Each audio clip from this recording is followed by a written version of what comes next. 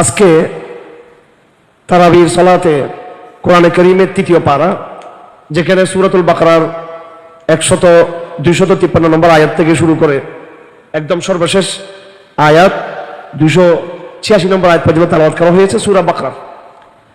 এরপরে বাকি অংশটুকুতে সূরা আল ইমরানের একটা উল্লেখযোগ্য অংশ তেলাওয়াত করা হয়েছে। সূরা আল ইমরানের 1 নম্বর আয়াত থেকে শুরু করে সূরা আল ইমরানের 91 নম্বর আয়াত পর্যন্ত এখানে তেলাওয়াত করা হয়েছে। আমরা এই এক পারার সারসংক্ষেপ আপনাদের সামনে তুলে ধরার চেষ্টা করবো ইনশাআল্লাহ আজিজ। নবীরা কি সবাই কি সমান, নাকি নবীদের মধ্যে মর্যাদাগত তারতম্য রয়েছে? আমাদের নবীজি সাল্লাল্লাহু আলাইহি সাল্লাম বিনয়ের কারণে তিনি বলেছেন যে লা তাকুলু, তোমরা আমার ব্যাপারে বলিও না আনা খায়রুম মিন ইউনুস বিন মাত্তা, যে আমি ইউনুসের চেয়ে উত্তম। এটা ছিল ওনার বিনয়। কিন্তু নবীরা একজনের চেয়ে আরেকজন অবশ্যই মর্যাদার দিক থেকে তারা উপরে ছিলেন, কারণ আল্লাহ পাক সুবহানাহু ওয়া তাআলা নিজেই বলে দিয়েছেন তিলকার রাসূল, ওই সমস্ত নবীরা ফাদ্দালনা বা'দাহুম আলা বা'দিন, যাদের কাউকে কাউকে আমি অন্যদের তুলনায় সম্মানিত করেছি, বেশি মর্যাদা দিয়েছি। এবং কোরআনে কারীমের অন্য আয়াতের মধ্যে আছে উলুল আজমি মিনার রুসুল। এখানে আল্লাহ পাক সাধারণ নবীদের থেকে যারা উলুল আজম নবী ছিলেন, নূহ আলাইহিস সালাম, ইব্রাহিম আলাইহিস সালাম, হযরত ঈসা, মুসা আলাইহিস সালাম, ওনাদেরকে একটু আলাদা করে আল্লাহ পাক উল্লেখ করেছেন এবং ওনাদেরকে বলা হয় উলুল আজম নবী বলা হয় ওনাদেরকে। এবং ওনাদের সংগ্রাম, ওনাদের স্যাক্রিফাইস, ওনাদের কুরবানি, ওনাদের এক অন্যান্য সাধারণ নবীদের থেকে একটু ভিন্ন ছিল। এবং আপনারা এটা জানেন, নবীদের মধ্যে কেউ ছিলেন যারা মূল নবী, আবার কোন কোন নবী ছিলেন যারা সহকারী নবী হিসেবে আল্লাহ পাক পাঠিয়েছেন। যেমন হযরত মুসা আলাইহিস সালাম কে যখন আল্লাহ পাক বললেন ইযহাব ইলা ফিরআউনা ইন্নাহু তাগা, যাও তুমি ফেরাউনের কাছে, সে সীমালঙ্ঘন করেছে, সে তাগুত ফেরাউন। তখন মুসা আলাইহিস সালাম বললেন ক্বালা রাব্বি ইশরাহ লি সাদরি ওয়া ইয়াসসির লি আমরি ওয়াহলুল উকদাতাম মিন লিসানি ইয়াফকাহু কওলি। মুসা আলাইহিস সালাম বললেন যে ফেরাউনের মতো একটা তাগুতের কাছে যেতে হলে আমার তো আপনার সাহায্য দরকার আছে, আমার শিরার মধ্যে আপনি নূর ঢেলে দেন, এবং তার সাথে যদি আমি কথা বলবো সেজন্য আমার মনের মধ্যে যাতে কোনো রকমের সংকীর্ণতা যাতে কাজ না করে, আমার মাইন্ড সেটআপ, আমার মনস্তাত্ত্বিক শক্তি, মনের যে একটা মানসিক শক্তি এবং সবকিছু বুঝা, আমার ধ্যান ধারণা, আমার কল্পনা শক্তি, এগুলোকে আপনি প্রশস্ত করে দেন, আমার মনকে প্রশস্ত করে দেন, যেন আমি প্রশস্ত হৃদয় নিয়ে তার সামনে কথা বলতে পারি। এবং আপনি আমার মুখে যে জড়তা আছে সেটা দূর করে দেন এবং আমার কাছ থেকে সহজ করে দেন। এটা খুব বিখ্যাত একটা দোয়া যেটা আমরা পড়ি পরীক্ষার হল ঢোকার সময়, বিসিএস কারার পরীক্ষার সময়, দাওরা হাদিসের পরীক্ষার সময়, আমরা পড়ছি সারা জীবন পরীক্ষার সময়। এটা হচ্ছে তাগুতের, যখন আমি মুখোমুখি হবো তখন এই দোয়াটা পড়তে হবে, রাব্বি ইশরাহ লি সাদরি ওয়া ইয়াসসির লি আমরি ওয়াহলুল উকদাতাম মিন লিসানি ইয়াফকাহু কওলি। এরপর মুসা আলাইহিস সালাম দোয়া করেছেন ওয়াজআল লি ওয়াজিরাম মিন আহলি হারুন আখি উশদুদ বিহি আজরি ওয়া আশরিকহু ফি আমরি কাই নুসাব্বিহাকা কাসীরান ওয়া নাযকুরাকা কাসীরান ইন্নাকা কুনতা বিনা বাসীরা। আল্লাহ পাক মুসা আলাইহিস সালামকে নবী হিসেবে পাঠিয়েছেন, হারুনকে পাঠান নাই। কিন্তু মুসা আলাইহিস সালাম দোয়া করে হারুনের নবুয়ত থেকে আল্লাহ থেকে চেয়ে নিয়েছেন ওয়াজআল লি ওয়াজিরাম মিন আহলি, হে প্রভু এত বড় কাজ আমি করব, আমার পরিবারের মধ্যে আপনি একজনকে আমার সহকারী হিসেবে পাঠান, আমি একা যেতে পারবো না, ওখানে সাথে একজনকে রাখবে, তিনি হলেন হারুন। হারুন আমার ভাই, উশদুদ বিহি আজরি ওয়া আশরিকহু ফি আমরি, হারুনের মাধ্যমে আপনি আমার কোমরকে শক্তিশালী করুন, আমার দাওয়াতের কোমরকে শক্তিশালী করে দিন। ওয়া আশরিকহু ফি আমরি, এবং নবুয়তের সংগ্রামের, দাওয়াতের লড়াইয়ের এই জায়গায় আপনি তাকে আমার সহচর বানিয়ে দিন, আমার কাছে তাকে সংযুক্ত করুন। মুসা আলাইহিস সালাম যখন নাকি আল্লাহর কাছে গেলেন ওহীর জন্য, এবং বনী ইসরাঈলকে দায়িত্ব দিয়ে গেলেন, কাকে? হারুনকে দায়িত্ব দিয়ে গেছেন সাথে সাথে ওনাকে। তো এখন দেখুন মুসা আলাইহিস সালামের মর্যাদা আর হারুন আলাইহিস সালামের মর্যাদা কি এক সমান হবে? এক সমান হবে না। তো এই কথা দিয়ে আল্লাহ পাক শুরু করেছেন যে রাসূলদের মধ্যে আল্লাহ পাক কাউকে বেশি সম্মানিত করেছেন, কাউকে বেশি মর্যাদাশীল করেছেন। আল্লাহ পাক বলেন মিনহুম মান কাল্লামাল্লাহ, কোন কোন রাসূলের সাথে আল্লাহ পাক ডাইরেক্ট কথা বলেছেন, যেমন নাকি মুসা আলাইহিস সালামের সাথে। ওয়া আতাইনা ঈসা ইবনে মারয়াম আল বাইয়িনাত, এবং হযরত ঈসা আলাইহিস সালামকে আল্লাহ পাক অনেক নিদর্শন দিয়েছেন। ওয়া আইয়াবনা বিরুহুল কুদুস, জিবরিলের মাধ্যমে আল্লাহ পাক তাকে সাহায্য করেছেন। এরপর আল্লাহ পাক সুবহানাহু ওয়া তাআলা বলেন যে মানব জাতিকে আল্লাহ পাক একত্ববাদের এত বড় নিয়ামত দেওয়ার পরে মানব জাতি আবার নিজেদের মধ্যে যুদ্ধ বিগ্রহ মারামারি হানাহানি করার কথা ছিল না। ওয়ালাউ শা আল্লাহু মাকতাতালু, আল্লাহ পাক চাইলে এই হানাহানি না হতে পারতো, কিন্তু মানব জাতি হেদায়েতের স্পষ্ট বাণী আসার পরেও ওয়ালাকিন ইখতালাফু, আল্লাহ পাক বলেন আল্লাহর পক্ষ থেকে স্পষ্ট নির্দেশনা আসার পরেও তারা কিন্তু নিজেদের মধ্যে তারা ইখতিলাফ করেছেন।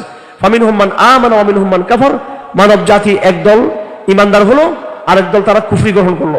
অথচ স্পষ্ট আয়াতে বাইয়িনাত, সুস্পষ্ট নিদর্শনাবলী মানব জাতিকে দেওয়া হয়েছে। এরপরে তো মানব জাতি বিভ্রান্ত হওয়ার কথা ছিল না, কিন্তু তারপরও এক জাতি আল্লাহর কথা শুনলো, আর এক জাতি আল্লাহর কথা শুনলো না। এইভাবে পরস্পর হানাহানি তাদের মধ্যে লেগে থাকলো। আল্লাহ পাক চাইলে এটা না হতো, ওয়ালাকিন্নাল্লাহু ইয়াফআলু মা ইউরিদ, কিন্তু আল্লাহ পাক যা চান তা হন, তা করেন। তার মানে কি মারামারিটা আল্লাহ পাক নিজের ইচ্ছা করে লাগিয়ে দিয়েছেন নাকি? সব কাজটা আল্লাহ পাকের ইচ্ছা হয়। তো মারামারি যে ব্যক্তি নাস্তিক, সেও তো আল্লাহর ইচ্ছা হয়েছে নাস্তিক নাকি? হ্যাঁ, অবশ্যই আল্লাহর ইচ্ছা হয়েছে। তবে এই বিষয়টা একটু ক্রিটিক্যাল বিষয়, এটা বুঝতে হবে আমাদেরকে। এটা হচ্ছে ডাবল ফাংশন। এটা এখানে কিভাবে বুঝাবো বিষয়টা আপনাদেরকে? খুব সহজ, কিন্তু বিষয়টা আবার অনেক কঠিন। আল্লাহ পাক আমাদের মধ্যে একটা যোগ্যতা দিয়েছেন। এই যোগ্যতাটার ক্রিয়েটার হচ্ছে আল্লাহ পাক, কিন্তু এটার ইউটিলাইজ কিন্তু আল্লাহ পাক করেন না, কিন্তু এটা পরিপূর্ণ। আমি যা করি, ভালো করি মন্দ করি, সবকিছু আলটিমেটলি আল্লাহ কিন্তু এটার পিছনে কর্তা হিসেবে আছেন, ওনার ক্রিয়া হিসেবে আল্লাহর এটা। কারণ এই যোগ্যতাটা আল্লাহ পাক আমাকে দিয়েছেন, সুপ্রবৃত্তি কুপ্রবৃত্তি। ওই হিসেবে প্রত্যেকটা ভালো মন্দের পিছনে কে? আল্লাহ। কিন্তু ওই যোগ্যতাটা ইউটিলাইজ, এটাকে ব্যবহার করা, তার একটা শক্তি কিন্তু আল্লাহ মানুষকে দিয়েছেন, কিন্তু নাকি দেন নাই? ওই অর্থে এই দায়ভার কার? মানুষের। না হলে মানুষের সাজা হবে কি জন্য? ফেরাউন থেকে বলতে পারবে যে আমার কি দোষ, আপনার হুকুমেই তো আমি তাগুত হয়েছিলাম, আপনার হুকুমেই তো আমি নিজেকে খোদা দাবি করছি, এটা আপনার হুকুমেই তো হয়েছে। হ্যাঁ, আল্লাহর হুকুম হয়েছে, ঠিক আছে, কিন্তু 100% এখানে পুরো দায়ভারটা কার? না, আল্লাহর না। আল্লাহ তাকে একটা যোগ্যতা দিয়েছে, এই যোগ্যতা দিয়ে সে চাইলে আল্লাহর আনুগত গোলাম হতে পারে, অথবা সে চাইলে এই যোগ্যতা দিয়ে একটা তাগুত হতে পারে। আমরা আমাদের প্রত্যেকের মধ্যে ইন্টারনাল এই স্বভাবজাত ন্যাচারাল এই প্রবৃত্তি আছে। আমি এই মুহূর্তে চাইলে আমি ব্যভিচার করতে পারি, খারাপ কাজ করতে পারি, চুরি করতে পারি, ডাকাতি করতে পারি, আমি একজন জালেম হতে পারি। আবার এই মুহূর্তে আমি চাইলে কি হতে পারি? ভালো হতে পারি। প্রত্যেকে হতে পারি কিনা এরকম? এই নাকি আপনাদের মধ্যে ডান দিক থেকে বাম দিক থেকে পর্যন্ত এখানে সবাই ফেরেশতা নাকি এখানে আপনারা? হ্যাঁ, সবাই ফেরেশতা। আমি কি ফেরেশতা এখানে? এখানে মানব জাতির মধ্যে কেউ কি ফেরেশতা আছে নাকি? কেউ ফেরেশতা নেই। নবীদেরটা স্পেশালি আল্লাহ পাক রক্ষা করছেন, মাসুম বলা হয়, ওদেরটা ভিন্ন। কিন্তু ওদের মধ্যেও কিন্তু পাপের কি আছে? স্বভাব আছে। চাইলে ওনারা মাফ করতে পারতেন, কিন্তু আল্লাহ পাক কখনো মাফ করার নাই ওনাদেরকে দিয়ে। একদম পাপের স্বভাব নাই, সেটা হলো তাদের ফেরেশতাদের। মানুষের মধ্যে পাপের স্বভাব আছে, জিনদের মধ্যে আছে। এটা আমাদের ভিতরে সুপ্ত প্রতিভাটা আছে আমাদের মধ্যে, আমাদের নেচারের মধ্যে আছে, ভালো মন্দ দুইটা আছে। এবার এটাকে ব্যবহার করা, এটাকে ইমপ্লিমেন্ট করা, এটাকে বাস্তবায়ন করা, এই যোগ্যতাটাকে, যারা আমরা ইমানদার, আমরা আমাদের যোগ্যতাটাকে ভালো দিকে আমরা কি করি? ব্যবহার করি। কখনো কখনো আমাদের মধ্যে খারাপ কিছু হয়ে যায়, আমরা সাথে সাথে আবার তওবা করি। এই জন্য আমরা ব্যস্ত পাবো। ব্যস্ত আমরা এই জন্য পাবো না, এই জন্য পাবো যে তা না, এই জন্য নয় যে ব্যস্ত পাবো যে আমরা কোনো পাপ করি না এই দুনিয়াতে, এই জন্য না। একজনও না, একদম কেউ না, কোনো সাহাবীও না, ঠিক আছে? শুধু নবীদেরটা ভিন্ন। ব্যস্ত আমরা পাচ্ছি এই জন্য যে আমরা পাপ কম করার চেষ্টা করছি, তবুও পাপ হয়ে গেছে আমাদের, কিন্তু আমরা সাথে সাথে আমরা কি করেছি? আমরা তো এটা একদম সাহাবারাও এটা তো অন্তর্ভুক্ত, ওলিরা এটা তো অন্তর্ভুক্ত, ঠিক আছে? হ্যাঁ, কম বেশ আর কি। নিঃসন্দেহে সাহাবাদের তো এটা তো আদেল, এরা মাসুম না, এরা মাহফুজও না, এরা আদেল। সাহাবার হচ্ছে কি? আদেল। সাহাবারা আদেল, সাহাবাদের মধ্যে আদালতের বিশ্বাস হইতে হবে। সাহাবাদের আদালতের বিষয়টা, নবীরা হচ্ছে মাহফুজ, সাহাবার হচ্ছে আদেল। এইভাবে আউলিয়া যারা আছে তাদের ব্যাপারে আদালতের, সাহাবাদের আদালত বিশ্বাস করে, এটা কিন্তু আকীদার অংশ। এটা কিসের অংশ? আকীদার অংশ। নবীদের ইসমত, সাহাবাদের আদালত। হ্যাঁ, এটা আগে। হ্যাঁ, ওলিদেরও আদালত আছে, ইমাম বুখারীরও আদালত আছে, ইমাম আবু হানিফারও আদালত আছে, যে আদালত দিয়ে তারা পাপ থেকে বাঁচতেন, কিংবা সাথে সাথে তারা কিন্তু এটা ফিরে আসতেন। এই আদালত ওলিদেরটা আছে, কিন্তু ওলিদেরটা বিশ্বাস করা আমাদের জন্য কিনা আকীদা না। সাহাবারা আর ওলিরা কি এক নাকি? এটা এক না। যাক, আলাপ অন্যদিকে চলে যাচ্ছেন। তো আল্লাহ পাক বলতেছেন ফামিনহুম মান আমানা ওয়া মিনহুম মান কাফার। আমি তো আল্লাহর পক্ষ থেকে এই অ্যাবসলিউট আমি হেদায়েতের বাণী দিয়েছি, দেওয়ার পরেও কিছু লোক কাফের হয়ে গেল, কিছু লোক আবার কি থাকলো? তারা ঈমানের উপর থাকছে। এই যে মানুষ হেদায়েতের উপর থাকা বা পথভ্রষ্ট হওয়া, এই পুরো বিষয়টার একবারে শতভাগ মানুষেরও এটা লাইবিলিটি ইয়ে না, আবার শতভাগ এটা আল্লাহরও না। এখানে ডুয়েল ফাংশন, ডাবল ফাংশন। আল্লাহ আমাদেরকে এই স্বভাবটা দিয়েছেন ভালো কাজ করার, আল্লাহ আমাদেরকে এই স্বভাবটা দিয়েছেন মন্দ কাজ করার স্বভাবটা। যেহেতু এই স্বভাবের ক্রিয়েটার আল্লাহ, সেজন্য ভালো মন্দে আলটিমেটলি এই এটা যাচ্ছে কোন দিকে? আল্লাহর দিকে যাচ্ছে। কিন্তু তাই বলে আমি কি শাস্তি থেকে মুক্ত?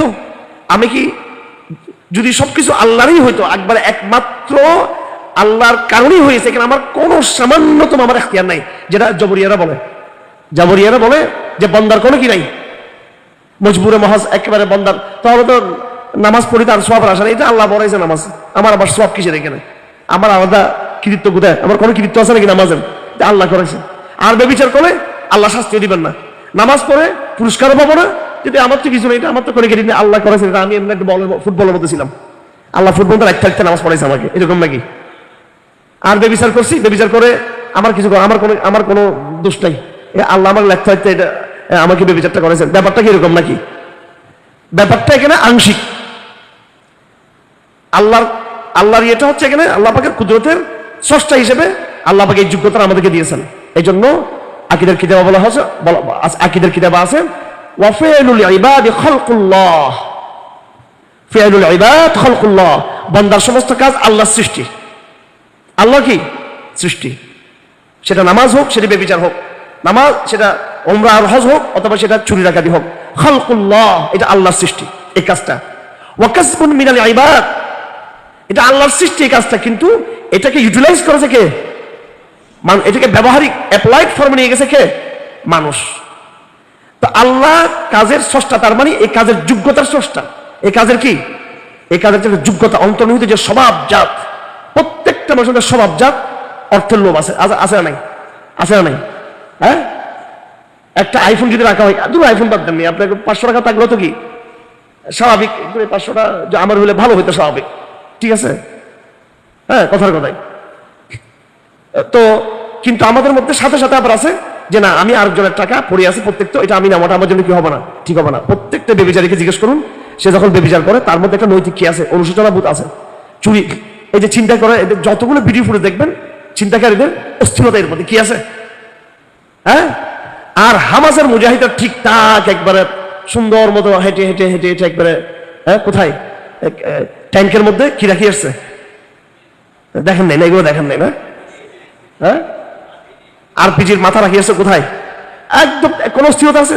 চিন্তাকারীদের মতো হুটহাট করে না, কিন্তু এরা ঠান্ডা মাথায় কাছ থেকে সরে গেছে, অ্যাটাক করতেছে এরা ঠান্ডা মাথায়। আর চিন্তাকারীরা পুলিশ নাই, কিছু নাই, কিন্তু একটা অস্থিরতাদের মধ্যে কাজ করে, কারণ এই নিজে জানা পাপিষ্ট, সে কি পাপিষ্ট। তো যাই হোক, আল্লাহ পাক সুবহানাহু ওয়া তাআলা বলতেছেন যে মানুষের মধ্যে কেউ হেদায়েত প্রাপ্ত হয়েছে, কেউ কুফরি প্রাপ্ত হয়েছে, কেউ কুফরিতে চলে গেছেন। ওয়ালাউ শাআ আল্লাহ, আল্লাহ পাক চাইলে এরকম মানুষের মধ্যে এরকম দুই দল হানাহানি করতো না। ওয়ালাকিন্নাল্লাহ ইয়াফআলু মা ইউরিদ, কিন্তু আল্লাহ পাক যা ইচ্ছা তা করেন। তাহলে এবার বুঝাচ্ছে, তকদিরের বিষয়টা বুঝাচ্ছে আপনাদের? এখন অনেকের বুঝা আসে না মনে হয় এটা। হ্যাঁ, এটা আবার এগুলো বিশেষ জোর করে বোঝানোর বিষয় না, আমি এগুলো এমনি এমনি বুঝছি, অটো সেন্সে বুঝছি এগুলো, আমার কেউ কেউ বুঝাতে পারবে। ঠিক আছে, হুজুরা বলছে, আমরাও শুনছি। আমার মধ্যে একটা কাজ করছে সবসময়, যে আমি আল্লাহ থেকে সবসময় হেদায়েত চাই, যে এখানে কি জানি আছে বুঝতেছি না, তুমি স্রষ্টা দেখতেছি না, তোমার বাকি আমি তুমি আমার বুঝাই দাও। আমার আকীদার বইটা আছে, দরসুল আকীদা, আপনারা পাইছেন দরসুল আকীদা বইটা? হ্যাঁ, আমি নিজের বই কোনো অ্যাডভাইস করিনি, আজকে অ্যাডভাইস করতেছি আমি। আমার এই বইতে তকদিরের বহস পড়েন, অন্তরটা ঠান্ডা হয়ে যাবে একেবারে। কি হয়ে যাবে? একবার ঠান্ডা হয়ে, আলহামদুলিল্লাহ। শুধু তকদিরের যে চ্যাপ্টারটা আছে ওইটা পড়েন, আপনার অজান্তেই আপনি তকদিরের প্রতি আপনি বিশ্বাসী হয়ে যাবেন, একবার কোনো সন্দেহ থাকবে না আপনার। মানুষের সন্দেহকে জোর করে দূর করা যায় না, মানুষের সন্দেহটা সাবকনসিয়াসলি দূর করতে হয়, অবচেতনভাবে দূর করতে হয় সন্দেহটা, ঠিক আছে? কোন নাস্তিককে আপনি ডাইরেক্ট তর্কে বিতর্কে যাবেন না, নাস্তিকের সাথে খাতির করবেন, খাওয়াবেন, ভাই কি অবস্থা, তোমার পরিবারের কি অবস্থা, বাল বাচ্চা কেমন আছে, কি অবস্থা, তো আল্লাহকে যদি মানো না বলো, ওকে আপনি বলতে দিবেন কিছু, আপনি শুনবেন শুধু খালি তার সাথে ফ্রেন্ডলি তার সাথে আলাপ করবেন, এরকম আধা ঘন্টার ফাঁদের ভিতরে সে পড়ে যাবে আপনার কথার ভিতরে সে। এটা হচ্ছে আমি এটা করে থাকি। আমার এখানে অনেক শিক্ষিত নাস্তিকরা আসে, কিন্তু একটু বেয়াদব পাবেন না, যেগুলো আল্লাহ রসুলকে আলো, ওটা অশিক্ষিত, এগুলো শিক্ষিত। একজন আছে বলতেছে, এই ডাইরেক্ট মোহাম্মদ লাগেছে আমার এখানে এসে, কমিউনিস্ট। মোহাম্মদ একটু আগে মারা গেছেন, তো আর 10টা বছর বাঁচতে ইসলামটা আর একটু হইতো, আমার এখানে এসে বলতেছে, আর বিড়ি খাচ্ছে। আমি চিন্তা করলাম যে একটু এখন গড়ি বের করবো নাকি, এর সাথে আলাদা যাবো, পর অনেকক্ষণ ধৈর্য ধরে ওরা একটু সাদা খাওয়াই আগে। আসলে এগুলো মানসিক সমস্যা এদের। আমি একদম আমি একেবারে ধৈর্য ধরে তার কথা শুনতেছি, আমি ধৈর্য ধরে, হ্যাঁ, শেষ পর্যন্ত কিন্তু সে কিন্তু আলহামদুলিল্লাহ সে হয়তো এইভাবে ইসলামটা এভাবে গ্রহণ করে নাই, কিন্তু সে একটা আপোষ করে এখান থেকে বের হয়েছে আমার এখান থেকে, যে না আসলে তার যেটা জানা সেটা শেষ না, আরো কি আছে জানার ব্যাপার স্যাপার আছে। কিন্তু যারা কটূক্তি করে নবীকে, এগুলো হচ্ছে একবারে নিম্ন স্তরের কতগুলা কীট পতঙ্গ, এগুলোর বিষয়টা ভিন্ন বিষয়। আচ্ছা, যাই হোক, আজকের আলোচনার মধ্যে একটা গুরুত্বপূর্ণ আলোচনা আসছে ইনফাক, আল্লাহ রাস্তায় ব্যয় করা। রমজান মাসে 3টা কাজ মনে রাখবেন, বড় বড় কাজ। 1 নম্বর হচ্ছে দিনের বেলা রোজা রাখা, রাতের বেলায় কিয়াম করা, এটা 2 নম্বর কাজ। তারাবি, কিয়ামুল লাইল, তাহাজ্জুদ পড়া 2 নম্বর কাজ। 3 নম্বর কাজটা হলো দান করা। কি করা? দান। আপনারা সবাই কোরআন শরীফ ধরবেন, দেখে নেবেন, এই আয়াতগুলো মুখস্থ করবেন। একদম অনেক বিস্তারিত, একেবারে এত বিস্তারিত আলোচনা সূরা বাকরা মধ্যে যে আলোচনা আসছে ইনফাক সম্পর্কে, ব্যয় আল্লাহর রাস্তায় ব্যয় করা, দানশীলতা, এত দীর্ঘ আলোচনা আর কোথাও আসে নাই। কেউ যদি আপনারা বিষয়ভিত্তিক কোরআনকে আপনারা স্টাডি করতে চান, তাহলে দানশীলতার আয়াতকে পাবেন আপনারা সূরা বাকরা 254 নম্বর আয়াত, মাঝখানে আয়াতুল কুরসি সংক্রান্ত কিছু আয়াত, আগেদার কিছু আয়াত, আবার 261 নম্বর আয়াত থেকে শুরু করে একদম ইয়ে পর্যন্ত 274 নম্বর আয়াত পর্যন্ত, প্রায় আপনার 1 পৃষ্ঠা, হ্যাঁ, তারপরে আপনার 2, 3, প্রায় 4 পৃষ্ঠা, 3.5 পৃষ্ঠা পর্যন্ত লাগাতার আল্লাহ পাক সুবহানাহু ওয়া তাআলা ইনফাক সম্পর্কে আলোচনা করেছেন, ব্যয় সম্পর্কে আলোচনা করেছেন। ইসলামে দানশীলতার দর্শন, এটা বুঝতে হবে। আর্থিক লেনদেন কয়েক প্রকার। আর্থিক একটা লেনদেন হলো, এটা একবার মানব সভ্যতার শুরু থেকে, একটা হলো বেচা কিনা, এটা স্বাভাবিক লেনদেন, এটাতে কোনো মহত্ব নাই, কোনো ফজিলত নেই। ওই সময় মুদ্রা ছিল না, মানুষ কিভাবে খাদ্য গ্রহণ করতো। আমার কাছে একটা দামি চাদর আছে, ওইটা আমি নিয়ে গেছি, গিয়ে আমি ওই চাদরটা তাদেরকে দিয়ে তার বিনিময়ে আমি কিছু খেজুর এবং কিছু গম, কিছু কৃষি পণ্য আমি কি সংগ্রহ করেছি। আবার ঈদের মৌসুম আসছে, আমার এখন দামি দামি চাদর দরকার, আমার বউর জন্য আমার কাপড় দরকার, মেয়ের জন্য কাপড় দরকার, বাচ্চাদের কাপড় দরকার, আমার এখন ইয়ে করতে হবে। এটা আরো 1000 বছর আগের কথা, 500-600 বছর আগের কথা, বা 300 বছর আগের কথা, এইভাবে হাজার হাজার বছর আগে। এখন দরকার কাপড়, আগে দরকার ছিল খাদ্যটাকে আমি কাপড় দিয়ে এটাকে খাদ্যটা সংগ্রহ করছি। এখন দরকার আমার ঈদের মৌসুম কাপড়, এখন আমার কাছে খাদ্য আছে, খেজুর আছে, গম আছে, আটা আছে, রুটি আছে, এগুলো দিয়ে আমি দামি পণ্য দিয়ে পণ্য বেচা কিনা ছিল। পরে মুদ্রা, এরপরে এখন ধরো এটা তো খুব একটা ক্যারি, এটা অনেক, এটা একটা বোঝা ছিল, এটা একটা আপনার বস্তা নিয়ে যাওয়া, খাদ্যের বস্তা নিয়ে কাপড় নিয়ে আসা, আবার কাপড়ের বস্তা নিয়ে খাদ্য নিয়ে আসা, এটা একটা ফেরি একটা ইয়ে ছিল। এই জন্য আল্লাহ পাক স্বর্ণ রূপাকে ন্যাচারাল, একবার ন্যাচারাল এটাকে মুদ্রা হিসেবে আল্লাহ পাক পাঠিয়েছেন। অল্প স্বর্ণ, অল্প মুদ্রা দিলে, এবং সেটার যে কয়েন যেটা হয় সেটা দিরহাম, দিনার এবং ফুলুস যেটা হয়, মানুষ এটা দিয়ে লেনদেন করতো। আগের যে মুদ্রা ছিল, এই মুদ্রাকে বলা হয় নুকুদ খিলকিয়া। এগুলো ছিল আসমানে খিলকি, সামানে খিলকি, অর্থাৎ ন্যাচারাল মুদ্রা, ন্যাচারাল মুদ্রা। আর বর্তমান যেটা আছে এটা হচ্ছে আনন্যাচারাল মুদ্রা, এগুলো দজ্জালি মুদ্রা। এগুলো যেগুলো আছে এগুলো কি দজ্জালি মুদ্রা। এগুলা পিছনে কিছু আসেনি, হ্যাঁ, পকেটে কার টাকা আছে, দেখি টাকা বের, 500 টাকা 100 টাকা বের করুন, বের করুন একটা দ্রুত। হুজুর আবার সাদাবাজি শুরু করছে কিনা আবার। এখানে লেখা আছে, চাহিবা মাত্র ইহার বাহককে দিতে বাধ্য থাকবে। মূর্খের মতো এখনো লেখে, এরা এত মূর্খ তো এগুলো, ঠিক আছে।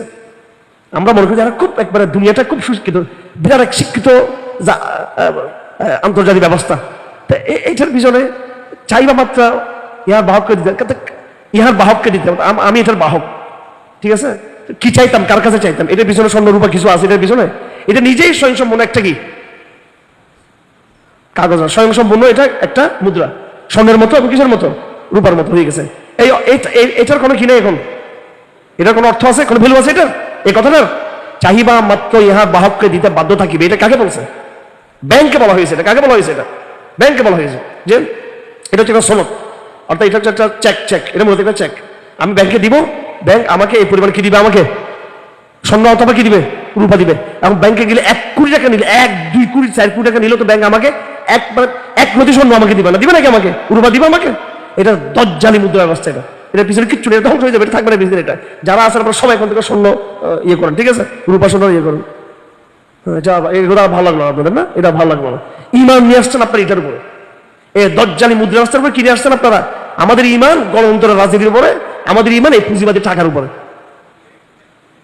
ঠিক আছে। আমি সেদিন গেছিলাম এক জায়গায়, আমাদের এক দুষ্ট আমাকে কিছু রূপা দিয়েছেন আমাকে, এই যে উনি রূপাটা তৈরি করছেন, হ্যাঁ নিজেই রূপাটা, এটা আছে আমার কাছে। আর মৌলা তৈব সাহেব আছেন, উনি তো নিজেই দারুল ইসলাম প্রতিষ্ঠা, উনি তো মোহাইমেন পাটওয়ারিকে গত বছর আনছিলাম এখানে, আপনারা আমাকে দেখছেন না? এবং সে অত্যন্ত খুশি হয়ে এটা স্ট্যাটাস দেখছিল। তৈব সাহেব 1 দিরহাম 2 দিরহাম এগুলো তৈরি করছেন, এগুলো ওজন টোজন করে ঠিকঠাক করে এগুলো। এই পৃথিবী আবার সেদিকে যাবে, একেবারে সন্দেহ যাবে এদিকে পৃথিবী ইনশাআল্লাহ। এটা দজ্জালি ফিতনা, এই যে মুদ্রা, এটা হ্যাঁ।